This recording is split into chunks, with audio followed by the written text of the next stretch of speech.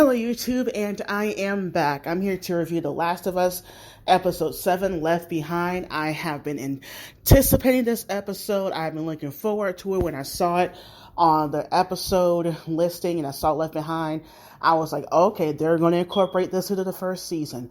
Now some pre-game stuff here. I guess you could say this particular episode was a DLC from the game. What's a DLC? I think it stands for downloadable content. Basically, after you're done with the main game, like you go through the whole entire story, you complete the game, you get the DLC called Left Behind, and it's based on this episode. It's like it's a flashback of the time where Joe gets stabbed and Ellie has to try to find stuff to heal him, to sew him back up, as she kind of remembers the time with her and Riley. And this is where this episode is based off of. Just a DLC. It's a 3-hour DLC. And this really changed the course. I would say changed the course of the game, but really gave us a deeper insight into Ellie as a character and introduced us to the wonderful character that is Riley. And it was the first time that we knew that Ellie was gay. And this sent, of course, you got people who were against it or whatever, but it really sent shockwaves, and it's going to matter later on in future seasons and everything like that. So it was a very groundbreaking moment because the DLC came out after the game, which is 2014. It was a really rare occurrence where a main character of like a big game like The Last of Us is gay, or in Ellie's case, a lesbian. And it was big news, and it was rare at the time.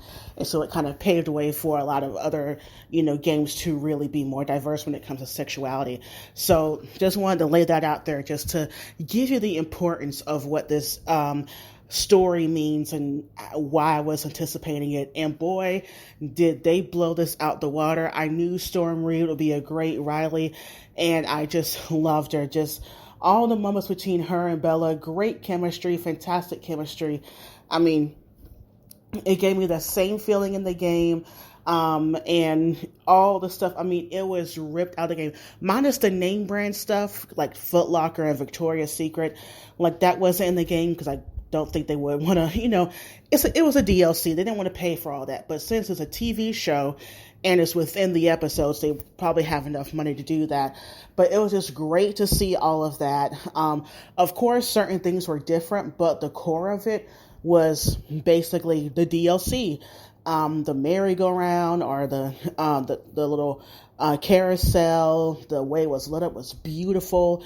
The arcade scene was different because the arcade in the game didn't work, but I just loved how they did that with Riley breaking the token machine, them playing video games. The thing that I love about this DLC, it really shows like just kids being kids, and that's what I love about, with Ellie and Sam, with them just being kids. And then here, it's different with Riley because you can feel this energy between them.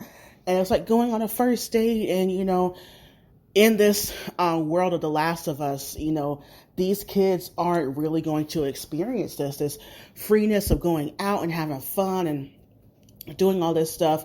And it was such a great thing to see from the game, and see, like I said, a different side of Ellie, where she gets to be a kid and gets to have fun and be free and experience her first crush. And I just love this. The photo booth scene was right out the game, the Halloween store, and the music, and it was just right out the game. And I loved it all. And how they set this up is basically how I thought they were going to do it, and I loved how they incorporated this into the original storyline of the game. Of the show. So yeah, and the back and forth between them of Riley has to leave, and their ideals about Fedra versus Fireflies and all that other stuff. But at the end of the day, they only care about each other, and they only want each other. And of course, that has to be ruined by zombies or clickers or whatever you want to call them after their first kiss, which I'm so happy that happened. I mean, of course it was going to happen. It's basically the same way it happens. And the way it was choreographed. Now, in the game, it's a way more, enthralled chase throughout the whole entire mall. Because you're playing a video game. And then it goes back and forth, which I'm happy that in a TV show, it did not do that. 'Cause I think it would break away from the tension from what's going on in this flashback sequence. And I like that we begin and end it with Joel and Ellie. I think it works better for a person watching the show because you're playing a video game at the end of the day when you're doing all that stuff. And I like how they adapted it here to where you have one, infected coming out and ruining everything. And just the realization on them, it was just heartbreaking, as it was in the game. Once again, line for line, what Riley says, I love that.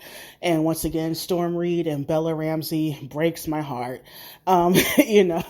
with at the end there. And they use the same music at the end of this, where the DLC is, that same song from where Ellie is sewing up Joel's belly or whatever.